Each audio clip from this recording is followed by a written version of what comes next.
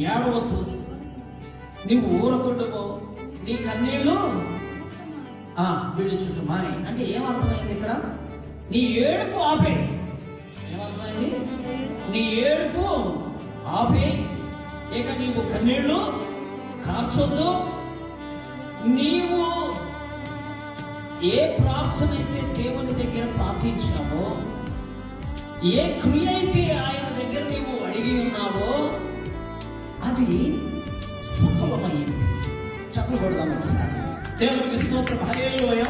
ఈ సహోదరుడా, నా ప్రియమైన తల్లి, సోదరి, ప్రియుడా, సోదరుడా, సహోదరి, యేసుని జీవితంలో అద్భుతం చేస్తున్నాడు. యేసుని జీవితంలో దుఃఖమును కొట్టివేస్తా ఉన్నాడు ఆయన. నీకు సంతోషమును కలుగు చేస్తున్నాడు ఆయన.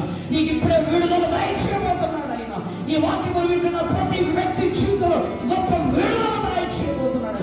విచారణను కొట్టివేసి, సమస్యలను కొట్టివేసి, అప్రమాదం నుండి కొట్టివేసి యేసు విడుదల ఇవ్వబోతున్నాడు.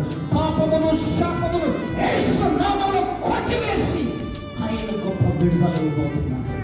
అద్భుతాలు, ఆశ్చర్య కార్యాలు యేసు నామములో చేయబోతున్నాడు. రోగులను క్రీస్తు నామములో ఇప్పుడే స్వస్థపరచబోతున్నాడు దేవుడు. నజరేయుడైన యేసు నామములో గొప్ప స్వస్థతను ఆయన దయచేస్తున్నాడు. నీ